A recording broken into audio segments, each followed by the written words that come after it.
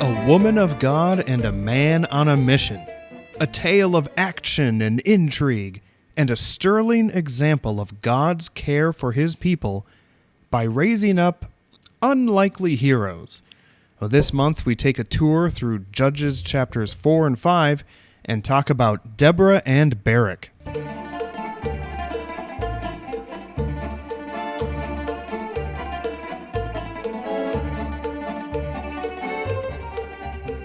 Welcome to the Shalom Y'all Ministries podcast. I'm your co-host, Adam Keim, along with my great friend, Dr. Daniel McCabe.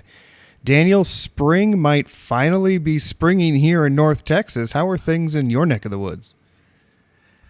Pretty nice. It's blue sky outside, and there are blue jays that are heading back this way, and we got Bluebell ice cream in the freezer, so we're good. But you're not feeling pretty blue. I mean, it sounds more uplifting. No, it's a gorgeous day outside. I'm ready to get back out in this warm weather. It'll probably change back a little bit colder than I might like in the next few weeks, but by the time we get to April, we'll all be outside picnicking, I hope. Oh, yes, of course. Well, we here at Shalom Y'all truly believe that a walk through the land deepens your walk with the Lord. Our mission, of course, is to teach and encourage those who love the Bible, the land of the Bible, and the people of the land. Dear listener, have you ever thought about visiting the Promised Land and seeing many of the wonders of Israel for yourself? Well, the opportunity could be yours by reaching out for more information on how to travel there with Shalom Y'all Ministries. Daniel, are you still on for heading to Israel in May, perhaps? Yeah, we are. We're going to be heading out May 19th through the 30th, and we've got, we were talking about this in show prep, that I've got one young lady who's 19 or 20-ish, single lady, and she's looking for a roommate for this trip, and I know that will help bring costs down. So if you're a young lady out there and you're looking to go to the land of Israel from May 19th through the 30th, I think you'll have a great time with our group. It's at this point, it looks like it's a smaller group, which is fun. And give us a ring or call, or write us an email, or send us a pigeon, whatever it takes to show your interest, and we'll get you set up for this trip, May 19th through the 30th. I wish you were coming, Adam, but we'll still have a good time. I wish I was coming along with you as well, and someday we'll get a trip going where both of us can be there at the same time. Yeah, for sure. Yes. But before getting into our main subject matter of the heroic Deborah and Barak, today we will have Daniel lead us off with a mini topic and then the trivia question. So, what do you have for us today? Okay, well, it reads like a movie script. We got 23,000 ill-equipped Jewish rebels, and they're facing off against the professional army of 4 Roman legions. They've been besieged for months during the hot summer of 70 AD, and they're running low on food and morale. But the rebels inside Jerusalem, they've watched in horror now as the Romans finally broke through the city's third wall of defense. It's August 30th. On the Jewish calendar, it's the 9th of Av, and the Romans have set fire, tragically, awfully, to the Second Temple. Now, rebel resistance did hold out for a few more weeks until the Romans finally breached and stormed the residential area of the upper city. The first century Jewish historian, Josephus Flavius, who you and I have referred to many times on our podcast here, what a phenomenal historian he has been, and what he offers so much color to the stories of the first century era of Jesus. And he describes the subsequent carnage after the Romans came through that final wall, and he writes this. He says, when they went in numbers into the lanes of the city with their swords drawn, they slew without mercy those whom they overtook, and set fire to the houses where the Jews had fled, and burnt every soul in them. Wow, what an awful story. But here's the quick story of one of those homes that Josephus mentions. It's in the Jewish quarter of today's Old City, and you're going to find there in the Old City a museum called the Burnt House Museum. Have you been there, Adam? I've been by. I have not toured that house before. Okay. And I've always meant to because I've known of this, forever. I've been right by it, but I haven't stopped in yet. Yeah, well, you've probably passed the little kiosk right next to it called Kiosk Barova, Mm-hmm. and they sell these tasty freezies, or they used to. It's kind of an Israeli version of the Slurpees that I grew up loving as a kid, and you've probably walked right past there many times. There's also a little tiny store next to it, and all kinds of burger joints and Yep. Jewish food joints and ice cream. It's a busy part of the old city, and I know you know it well. But if you were to enter the museum, you'll find all kinds of interesting things. Like, for example, there's an inscribed stone weight that they found there during the excavations that the Israeli archaeologists have performed through the years.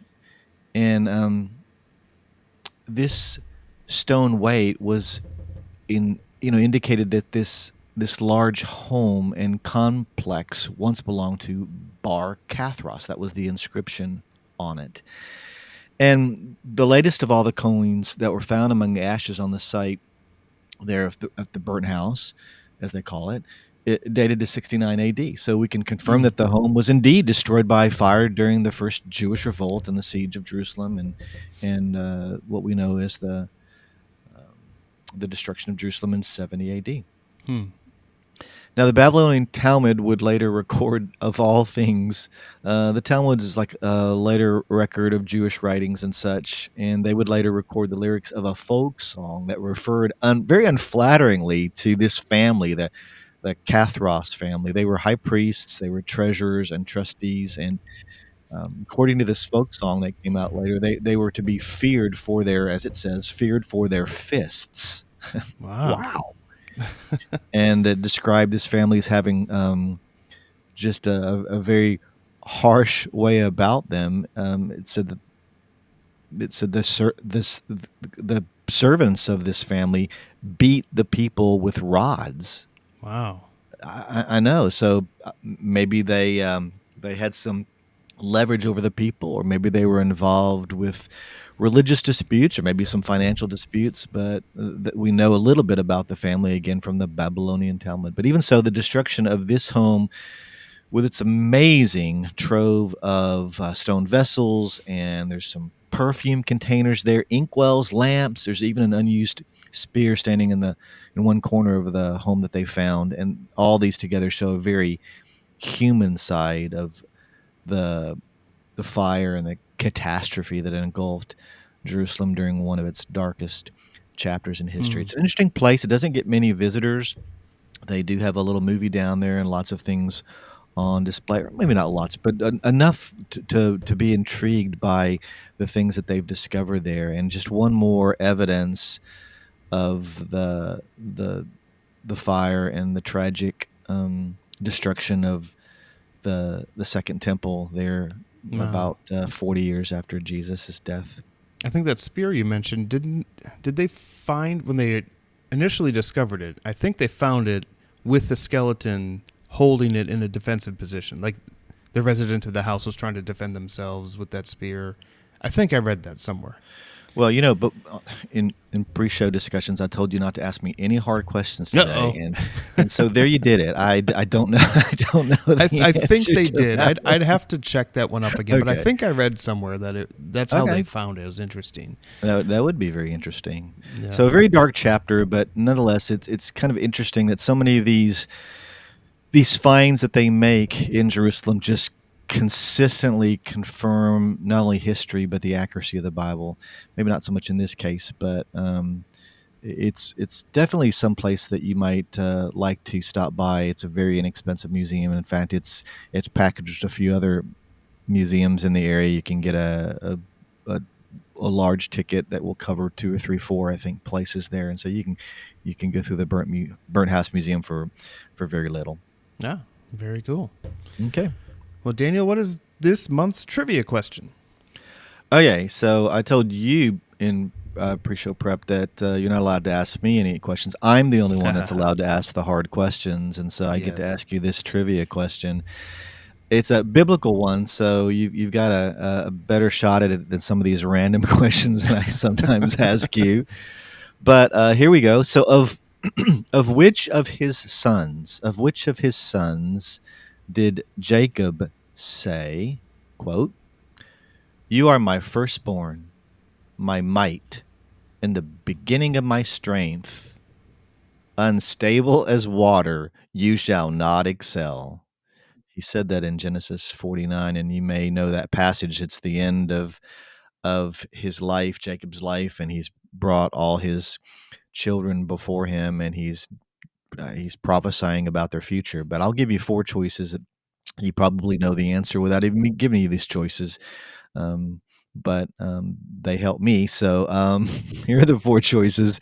Is it Benjamin, Dan, Judah, or Reuben? So I'll just ask you one more time. Of which of his sons did Jacob say, "You are my firstborn, my might, and the beginning of my strength, unstable as water, you shall not excel"? Benjamin, Dan, Judah, or Reuben? And we'll have the answer for you later in the podcast.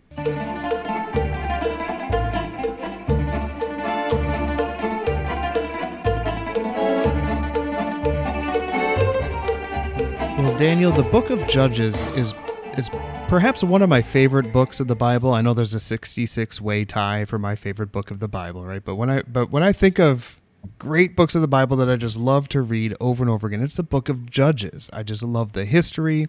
I love the gravity of the situations in which the people of God find themselves by their own fault, and I love the consistent grace and mercy of God to respond in love and patience with his people, and to continue to deliver them from the problems that they get themselves in due to their own lack of faith and, frankly, paganism and idol worship.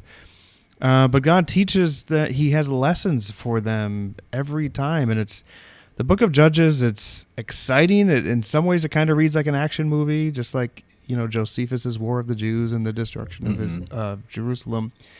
But there's a lot of action and intrigue in it, but really, you can't help but to really see the character of God in the book of Judges, and just how good he is, and in contrast, of how all have sinned and fallen well short of his glory. But as you know, in the book of Judges, there's several judges that God raises up generation after generation in a certain part of the country to deliver his people. And today we are talking about one of those judges. It's a judge that I think a lot of people love so much because she is very unlike the other judges, and for the fact that she's a she.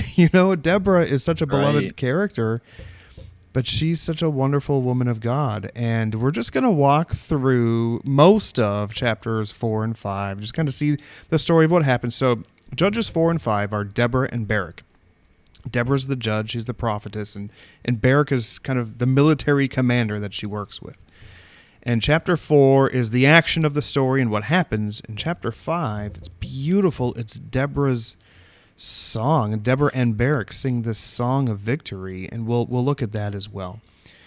But the time of the judges, you've had Othniel, Ehud, and Shamgar so far have been listed as judges that have delivered the people of Israel in different parts of the country and in different times. So you get to Judges 4, and of course the problem is everybody in Israel is doing what's right in their own eyes because there's no king in Israel. There's no God-ordained person to rule on his behalf over the people of God, to enforce justice and mercy and the law, and they don't have that yet. I mean, they're really not going to experience that until David, and these are the generations before David. So everybody's doing what's right in their own eyes. And chapter 4 begins by saying the people of Israel, again, after this cycle of a few judges already, did what was evil in the sight of the Lord after Ehud died, one of the previous judges. And so, of course, what happens is the Lord sold them into the hand of Jabin, king of Canaan, who reigned in Hatzor. What's interesting is the Lord sold them into Jabin's hand. This is God's proactive activity to do this for his greater purposes. He raises up Jabin, king of Canaan, in order to oppress his own people so that they would cry out, so that he would save them. God works all things together for good for those who love him, of course, and he's doing this in the time of the judges. But you have Jabin, king of Canaan, which was more like probably a title. Jabin is like a title, because remember we encounter another Jabin, king of Canaan, not too long before the book of Judges, in Joshua. Joshua has already led the people of Israel up to defeat Jabin, king of Canaan, and even to burn Hatzor to the ground. But so soon after that, here we have another Jabin, king of Canaan, who's strong enough to oppress the people of Israel. And Daniel, that alone is a sad commentary on these times, because Israel should not have allowed another Canaanite king to reign in the very city that Joshua burned down. But Hatzor is, I think it's still perhaps the largest archaeological tell in Israel. Yeah, that's true. That's and right. Yeah, it's the largest archaeological tell, and there's still so much around that tell that they know was ancient Hatzor. They just haven't dug it up yet because it's so big. It was the largest city in the northern part of Israel at this time. And so another Jabin comes to power, and the commander of Jabin's army was a man named Sisera, who lived in Harosheth Hagoyim, which is probably on the west coast of the Mediterranean, on the west side of the valley of Jezreel. Then the people of Israel cried out to the Lord for help, because Sisera had 900 chariots of iron, and he oppressed the people of Israel cruelly for 20 years. And if our listeners are curious, I'm reading from the ESV if you want to follow along. He oppressed the people of Israel cruelly, in a very cruel manner, for 20 years. But, okay, that's the setting, that's the bad news, that's the bad situation in which Israel is in. But of course, God responds to the people crying out for help. It must have been some sort of genuine recognition, to some degree repentance of their sin, because God will respond in a gracious way by rising up a certain Deborah. We're introduced to Deborah. The Bible says that she's a prophetess, the wife of Lapidoth, who was judging Israel at that time. So, Adam, there are 3 prophetesses mentioned in the Old Testament. Ooh. And one is a little bit obscure. She was during the time of Josiah. Her name was Huldah. Okay. And then the other 2 are well known. Of course, Deborah here. And do you remember the third? The Who third was a prophetess person that's named Yeah, a and prophetess. she's big. She's huge in the story of Exodus in particular. Is That this would be Miriam? Yes, that would be Miriam. Yeah. So prophetesses were very unusual in the Old Testament. We see a few in the New Testament, but very unusual. And there's really only, I think Deborah's like the only national leader that God ever called or used in the service.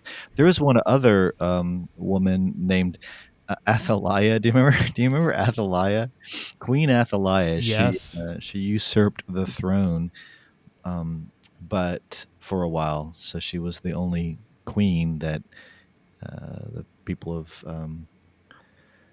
Israel had, but I guess it was Judah. But Queen Athaliah is in sharp contrast to the beauty, the faith, the strong leadership here of Deborah. Yeah, and you know, we should note that here Deborah is a prophetess, is a judge. Now, you may have heard it say, some people might say, the time of the judges was so bad that there were no good men, that God had to use a woman. Now, to phrase it that way is not very complimentary of women, is it?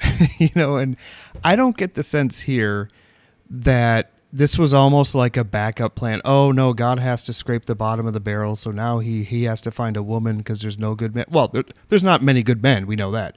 But, you know, I think in her own right, God is choosing to use Deborah for whatever reason he wants.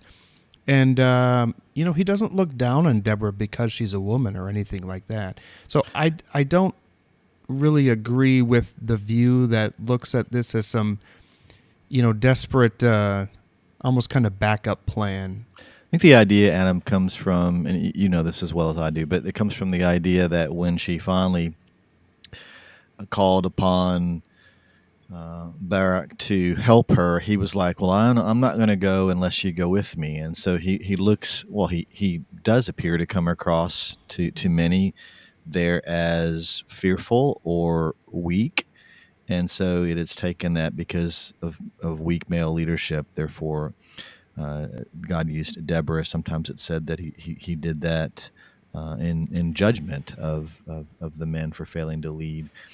But that's taking one small thought and building quite a bit into it. Yeah, I think that is reading a bit into it. We will certainly discuss Barak's response here. That's worthy of mention because I have some thoughts on that. See what you think. But I think it goes hand in hand, what I'm thinking, kind of along with what you're saying. But Deborah here, verse 5, she used to sit under the palm of Deborah. You know, what are the odds? She sat under a tree that was also named Deborah. Well, how crazy is that? Now, I'm sure the palm was named after her. You think? Yeah, I wonder. But she sat under the palm of Deborah between Ramah and Bethel in the hill country of Ephraim, which is interesting. So the action of the story is going to take place up in the valley of Jezreel, and that's where primarily Jabin, king of Canaan, is oppressing. Up there in the valley of Jezreel. Well, south of this, in the hill country, is where Deborah is. The people of Israel came up to her for judgment. She's recognized as the woman of God, and that's where the people of Israel are going. They're going to Deborah, you know, because in their eyes, and certainly, you know, of the Lord, she's leading the people. She's judging the people, and so people do see her as, you know, God's woman. So they go to her for guidance and judgment.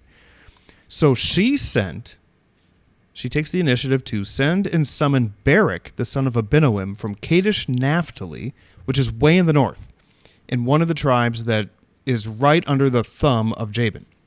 They're right in the midst of Hatzor. Kadesh Naphtali is very close to Hatzor.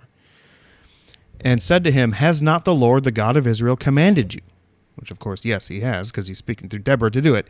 "Go gather your men at Mount Tabor," which is a big hill, a mountain in the valley of Jezreel, "taking 10,000 from the people of Naphtali and the people of Zebulun." These are the tribes that are right in the midst of it, the valley of Jezreel. And she said, "I will draw out Sisera." Now, I think she's speaking for the Lord. I think this is the Lord saying, "I will draw out Sisera, the general of Jabin's army, to meet you by the river Kishon with his chariots and his troops, and I will give him into your hand." Okay, so that's the charge. God speaking through Deborah to give Barak the charge. Gather your troops, 10,000 of them, have them up on Mount Tabor. I will draw out Sisera. You take care of him. So here's Barak's response, very famous response. And it gives him a certain reputation. He said to her, to Deborah, "If you will go with me, I will go. But if you will not go with me, I will not go." Okay, so what's going on here? We don't have the tone of voice, so we don't know how Barak said it. You know, if he's like, "If you're not going to go with me, there's no way," you know what? We don't hear his voice. But, of course, because of this, Barak gets the reputation either of being fearful, you know, he's some big chicken, or faithless, or "I don't want to do this," or "I'm not going to listen to a woman," or whatever. You know, there's a lot of bad things that are thought about Barak because of this. Well, I have a thought for you, Daniel. I do think Barak probably gets too bad of a rap for what's going on. Now, ideally, should Barak have just said, "Okay, yes, I'm doing it right now"? Sure. He should have just got up and said, "Yep, on my way." He does waffle a bit. He does tell her, "I'm only going to do it if you come with me." But I think we have to think of the context and why he would say that. So I submit to you, Barak is probably saying this not because he doesn't want to do it, not because he doesn't believe God is going to deliver them, and not because he's necessarily afraid. He was just told to gather 10,000 men from Naphtali and Zebulun that are right there with Jabin ruling over them, and he wants this to succeed. What he's telling Deborah is, "Deborah, basically, if I start gathering the troops right under Jabin's nose, nobody's going to follow me because they're all too afraid.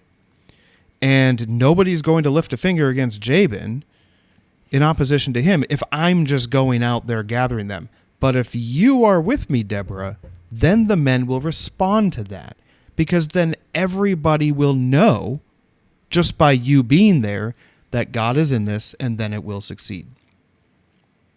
So what do you think of that? Yeah, I'm really comfortable with that. In fact, that's probably the way I would go with it too. He's just saying, look, we're in this together. God's called you to this. Looks like he's calling me to it as well. But we need to do this together, just like I think it's in Micah, where the prophet Micah refers to the days of the wilderness years, and he refers to Moses, Aaron, and Miriam as their leaders. Yep. They're all together. They're all an important part of it, and so I would see it that way probably too. Yeah.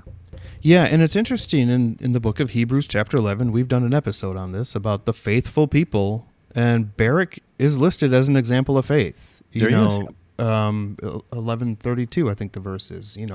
What the author of Hebrews is running out of time and probably running out of scroll, and he's like, "Oh, time with family. What about Gideon? And what about Barak and Jephthah?" It's interesting. He doesn't mention Deborah, not because the author of Hebrews is trying to downplay Deborah in any way. I doubt that. He's just thinking of Barak.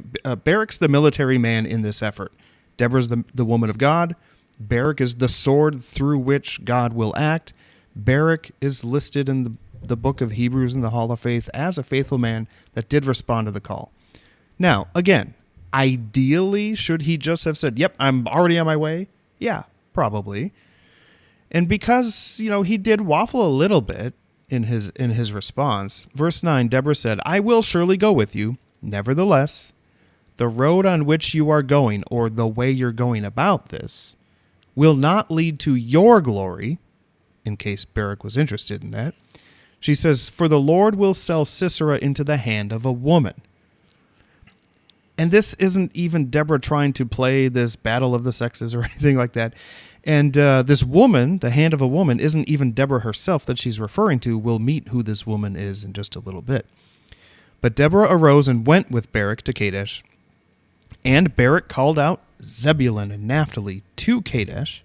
And 10,000 men went up at his heels, and Deborah went up with him. And this is impressive, because these are the 10,000 men that are saying, recognizing God is in this because Deborah's here, we're there. And they're taking the courage to rise up an army right in the shadow of Jabin's Hatzor.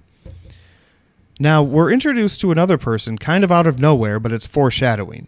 Heber the Kenite had separated from the Kenites, and the Kenites were actually Gentilic people that joined themselves with the nation of Israel, and they were a faithful bunch. But this Heber separated from them. He had pitched his tent as far away as the oak in Zaananim, which is near Kadesh, a different Kadesh, by the Sea of Galilee. So back to our main action. So just tuck away Heber in the back of your mind. When Sisera now was told that Barak the son of Abinoam had gone up to Mount Tabor, see, Barak's going to gather his troops up on Mount Tabor because the Canaanites can't do anything yet. They're going to have to wait for Barak to charge down with his army from Mount Tabor, because no army in the right mind would try to charge up the mountain against him. So it was the perfect staging point that they could gather their army basically in peace before the battle broke out. And yet, when you look at the battlefield and you look at what's being described already, if they're going against 900 chariots, I would imagine that they had so many more men than that, and I suspect that they're very much outnumbered and they're outgunned. And if you put a bunch of foot soldiers on the plains of the battlefield there against chariots, how do you win? You're charging really into a lost cause, it would seem, on the surface of military doctrine. Exactly. Yep. And so Barak is up there with his men, and Sisera called us. So Sisera is going to respond to this, and this is, of course, God drawing Sisera out, working through this sovereignly. So Sisera calls out all his chariots, the 900 chariots of iron, and all the men who are with him, from Harosheth Hagoyim to the river Kishon, which the river Kishon, if you remember, places in the Bible, it flows out towards the Mediterranean Sea along the base of Mount Carmel, the Carmel Ridge, in front of Megiddo, and it has its source on the floor of the Valley of Jezreel. Well, that's the river. That's this brook that Elijah, after his showdown with the prophets of Baal, went down and slaughtered the prophets of Baal at that river. And that'll happen, generations after our story of Deborah and Barak. But Sisera draws out his army to the river of Kishon, and Deborah said to Barak, "Up, for this is the day in which the Lord has given Sisera into your hand. Does not the Lord go out before you?" And of course, the answer to her rhetorical question is, yes, of course the Lord does. That's why they're there. God is in this. God is directing all of this. So Barak went down from Mount Tabor with 10,000 men following him. And the Lord routed Sisera and all his chariots and all his army before Barak by the edge of the sword. That's all the detail of the battle that the Bible gives us. It'd be interesting to watch this. And the Valley of Jezreel is such a beautiful. It's one of my favorite areas to be in. And I love being up on a ridge, any ridge, Mount Carmel, Nazareth, you name it, and just looking out over the valley, miles and miles to the east and to the west. Your view just scans biblical history. And if you're up on the ridge, the sound from the valley floor will echo, and you can see from miles away the town over there. And if they're constructing a building, the rivets from the gun will echo across the valley floor, and you can hear for miles. And so I imagine as this battle's going on, any villager that's living in the area, especially the little boys or whatever, they're going to run out and cheer on their side. It would just be amazing to see. And to be there. The valley's designed. It's surrounded by hills all around, so you could almost have almost like a massive football field where Yes. everybody's in the stands and looking down on it. It would have been an incredible thing to see if you lived in some of the hillsides there around it. It really would. And we've mentioned this before. The Valley of Jezreel, Napoleon himself called it the world's greatest battlefield, or the most natural battlefield, or ideal battlefield. And it will be the staging area of the Antichrist's armies in the future. There's plenty of room for millions and millions of people. But so the battle unfolds. And Sisera, after the battle, after he's defeated, he got down from his chariot and fled away on foot. And so Barak pursued the chariots and the army to Harosheth Hagoyim. So Barak pursues the Canaanite army back towards Sisera's hometown, but Sisera's going to flee the opposite way. He's going to head east. I think he's probably running to Jabin at Hatzor, because that's where he's thinking that's home base. And if I can get there, I'll be fine. And all the army of Sisera fell by the edge of the sword. Not a man was left. But there's still Sisera, of course. As we continue reading in verse 17, he fled away on foot. So Sisera is fleeing towards Hatzor, and he comes to the tent of Jael. Who's Jael? We don't know yet, but the text says she's the wife of Heber the Kenite, who we just talked about. For there was peace between Jabin, the king of Hatzor, and the house of Heber the Kenite. So Sisera's thinking there's a friendly face. I'll be able to hide out in Jabin's tent, or Heber's tent, and I'll be fine. So Jael came out to meet Sisera and said to him, "Turn aside, my lord, turn aside to me. Do not be afraid." She's basically saying, "Oh, come, I'll hide you." So he turned aside to her in the tent, and she covered him with a rug. And he said to her, "Please, give me a little water to drink, for I'm thirsty." And I can imagine he'd be thirsty. He just ran for miles from the battle. Well, no, it just... So she opened a skin of milk 7 or 8 and seconds. gave him a drink and covered him. And he said to her, "Stand at the opening of the tent, and if any man comes and asks you, 'Is anyone here?' say, 'No.'"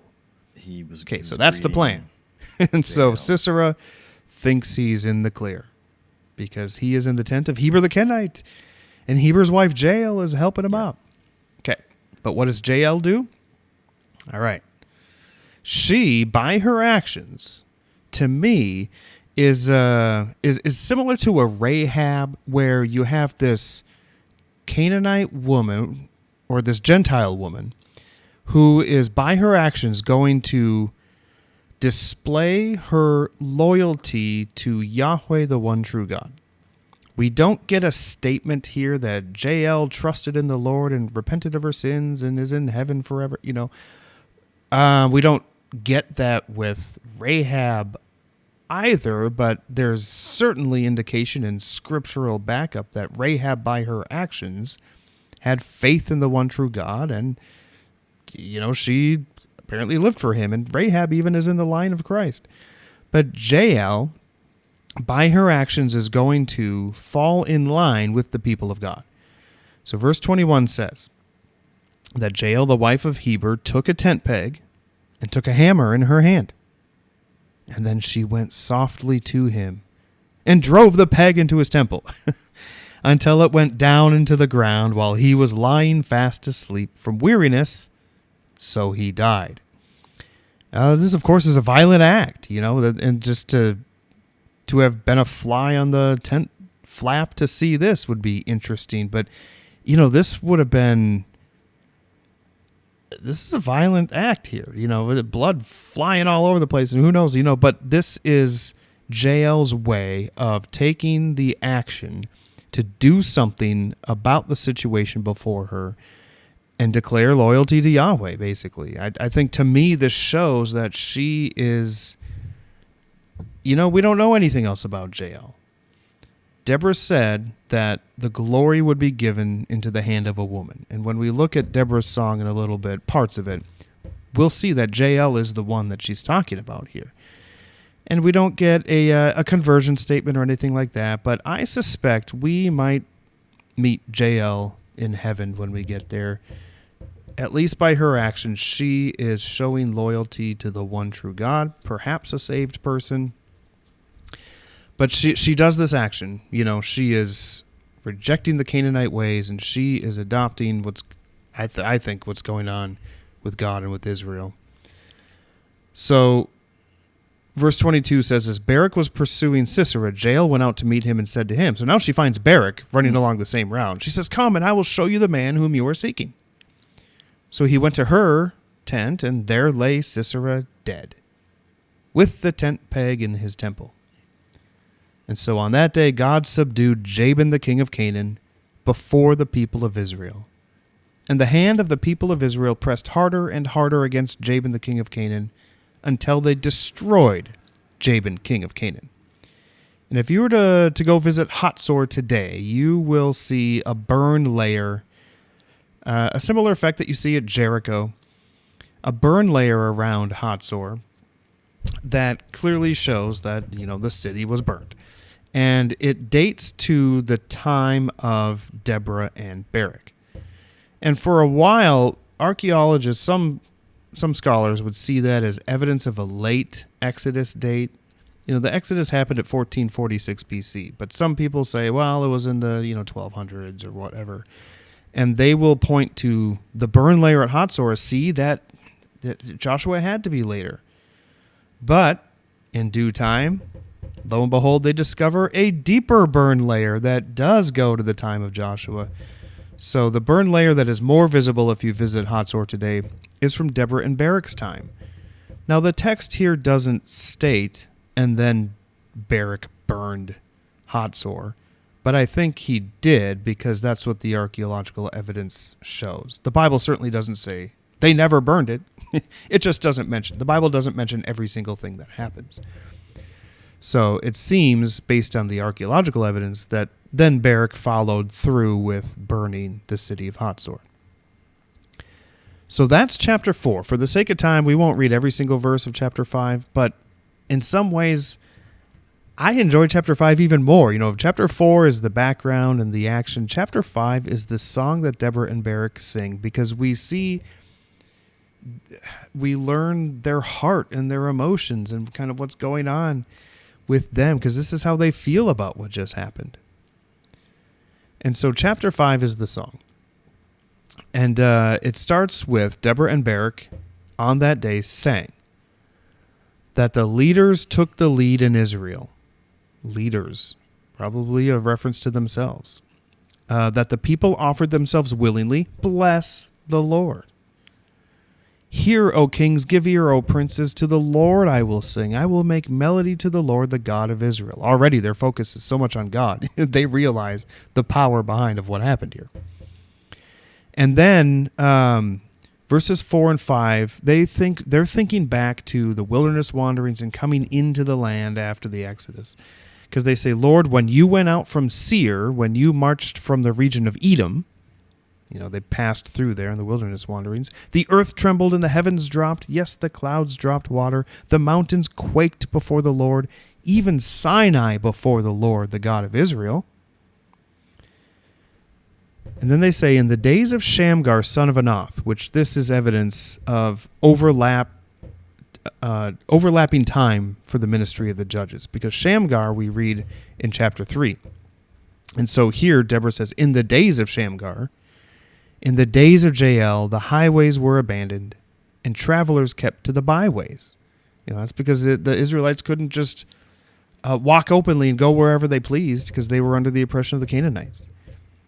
The villagers ceased in Israel. They ceased to be until I arose. I, Deborah, arose as a mother in Israel. That's a beautiful word for her to say. She was a prophetess. She was a judge. She looks at herself as a mother in Israel, somebody who cares for her young, somebody who cares for her people and does what is necessary for their provision and their protection. She says, when new gods were chosen, when war was in the gates, was shield or spear to be seen among 40,000 in Israel? We read in Saul's time that the Israelites, under the oppression of the Philistines, weren't even allowed to have weapons. They had to get their ox goads sharpened by the Philistines because the Philistines wouldn't allow them to arm themselves. Well, apparently they weren't either under Jabin's oppression. And then she says, my heart goes out to the commanders of Israel who offered themselves willingly among the people. Bless the Lord. Now, the next several verses, if you were to read this carefully, what she does is she mentions certain tribes in Israel. And she has kind things to say for the tribes that lent their fighting men to the effort or helped in some way. She mentions Ephraim, Benjamin, Zebulun, Issachar, as tribes that helped out. And, thank you to these tribes. And God is so good to have used them. But then she doesn't hesitate to call out the tribes that really didn't do anything. She says in verse 15, among the clans of Reuben, there were great searchings of heart. Reuben is far away, but he didn't send anybody. The people of Reuben were like, we got our flocks over here. We're busy, Somebody should do something, just not us, right? Yeah, exactly. Hey, best of luck to you. Have fun storming the castle, but we're back here. We got stuff to do. And they were the furthest away geographically from the action, but really everybody should have banded together in this effort. And she calls out Gilead, which is the east side of the Jordan, Dan, Reuben, and half of Manasseh. She said they stayed beyond the Jordan. Gilead probably refers mostly to Gad and like the half tribe of Manasseh that was on the east side. Yeah, more the northern part of the east side. Yeah, that's Gilead. Yep, Gad most specifically probably. Right. But she said they stayed beyond the Jordan. They stayed over there on their side of the river. Dan, why did he stay with the ships? Asher sat still at the coast of the sea, which is really bad because if you look at a map of the tribes, Asher was also right in the thick of it. I mean, that's probably where Harosheth HaGoyim, Sisera's hometown, was. And they didn't even bother to help? That's pretty bad. Adam, I was thinking about this too. These four tribes that wouldn't help. I don't know if I ever remember any time following this time in Jewish history where the tribes of Reuben, Gad, Dan, Asher really ever have any significant contribution at all to the work of God in the land. I couldn't think of any. Yeah, it's rare that they do. Asher does get mentioned. I believe it's with Gideon that they actually helped a bit. But yeah, you're right. Generally, they don't really have much mention. They're certainly not major players really in anything. And Asher, this reference sat still at the coast of the sea. That's where they were. They were in the northwestern part of Israel, just south of Lebanon. They were more or less off the beaten path. Now, that is the Via Maris, but the Via Maris kind of curves east of where they are. They're generally off kind of in their own nice area. They got fat and happy and rich by trading with the Phoenicians and all that sort of stuff, but it's like they were too busy. They had too much to lose. That's the sense I get. kind of the Asherites there. Yeah, For and then whatever Dan, of course, and then Dan was like the first tribe to go into idolatry, which is made yeah, me think too of verse 8, how their whole problem with the Canaanites is because they chose new gods back in verse 8, and then of course Dan was the first one to do that, so we wouldn't expect much from Dan. exactly. And they, all the tribes, you start out the book of Judges, it basically lists the litany of their failures, and they all failed to really dislodge the Canaanites fully through various reasons. Ultimately, it would have been, of course, lack of faith and trust in God Right. to do it. Sure. And Dan completely, they didn't even settle in the tribe, the land that was allotted to them by Joshua. They ended up going, you'd read later in the book of Judges, up to Laish, and they pounced upon the unsuspecting, peaceful people up there, and that's where the city of Dan came to be. Way in the north, they never even went to their own territory that was allotted to them. Right. They were cowards, if we're Yes. blunt. Yeah, I mean, if we're blunt, that's what they showed. So Deborah has kind words for those who helped, and unkind words or unflattering words for those who didn't. But then she says in verse 19, the kings came, they fought, then fought the kings of Canaan at Ta'anak by the waters of Megiddo, and that's where the Kishon River passes in front of Megiddo. So that's apparently when Barak came down from Mount Tabor and Sisera came from Harosheth Hagoyim. They kind of met in the middle a little bit, close to Megiddo. But they got no spoils of silver. The Canaanites didn't. Because this reference is beautiful. From heaven the stars fought. From their courses they fought against Sisera. This is poetic language, but clearly she's thinking upward. This is God doing this. He's using Barak and his men, but this is God doing this. Well, you'll remember in the story of Joseph in Genesis that the tribes were likened to the stars. Mm-hmm. Yep. And God is using these tribes, the ones that helped, of course, Right. to do this. And she says, the torrent Kishon swept them away. The ancient torrent, the torrent Kishon, march on my soul with might. And it's just, she uses beautiful poetic language to talk about what God did through his people, And then in verse 24, she says, most blessed of women be Jael. She honors Jael for what she did, even though it was a violent act, and modern readers kind of have their stomach churned on, how could Jael do something like that? And she might have chipped a nail and got blood on herself. I don't know. But, she did the right thing in that situation. Most blessed of women be Jael, the wife of Heber the Kenite, of tent-dwelling women most blessed. He asked for water, Sisera did, and she gave him milk. There's some theories of what that must mean. Would milk have put him to sleep? That's why she gave it to him. It's hard to know exactly why. He was pretty tired on his own. But she brought him curds in a noble's bowl. She sent her hand to the tent peg, and her right hand to the workman's mallet. She struck Sisera. She crushed his head. She shattered and pierced his temple. Beautiful lyrics to this song. This isn't a song that I've heard, children's ministry sing lately. I don't know why.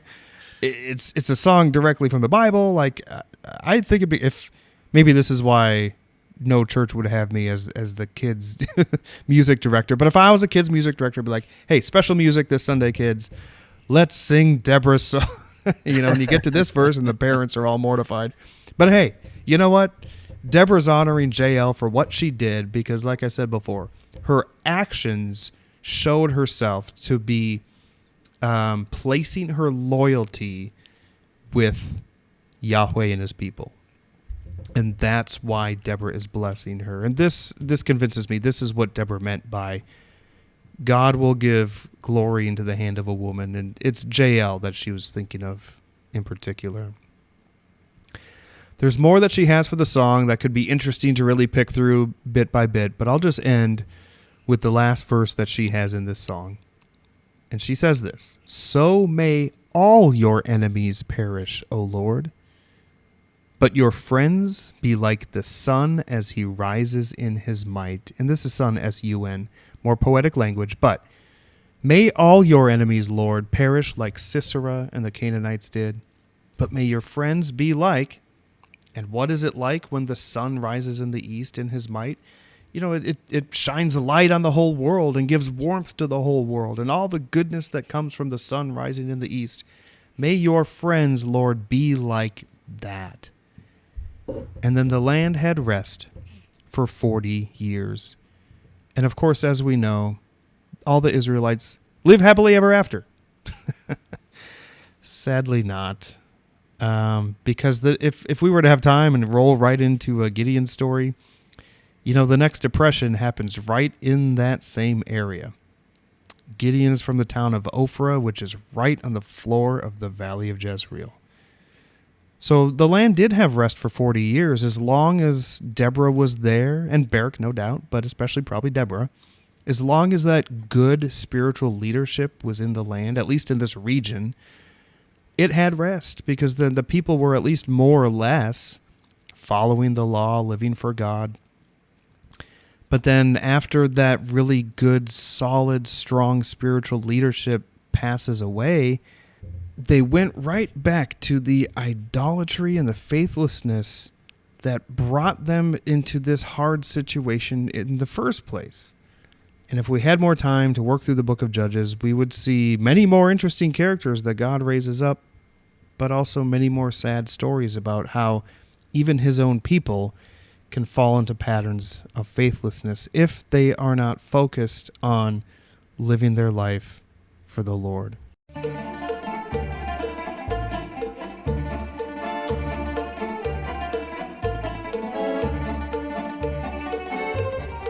Well, now let's return to our trivia question from earlier, and it has a special connection to this passage, as we'll find out. But Adam, of which of his sons did Jacob say, "You are my firstborn, my might and the beginning of my strength? Unstable as water, you shall not excel." Was it Benjamin, Dan, Judah, or Reuben? Well, he is talking to his firstborn son in this, and his firstborn son was Reuben. Yeah, and I mentioned that it's connected to this passage because Reuben was one of those tribes that chose not to help. He was unstable as water, and he did not excel. And so you're absolutely right. Reuben being the oldest, Benjamin being the youngest, Dan being the first in idolatry, Judah being the one through whom the Messiah would come. So quite a contrast between all these. But yes, Reuben is a sad and tragic story. But nonetheless, there's some great hope that Jacob does communicate to his sons there in Genesis 49, but not so much through Reuben. But, good job. Thank you. Well, as we kind of begin to head out of this episode, and we'll, of course, look forward to our next podcast with you next time, but I do want to just remind you of our trip to Israel, May 19th through 30th.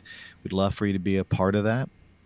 And you can contact us here at Shalom Y'all Ministries at gmail.com.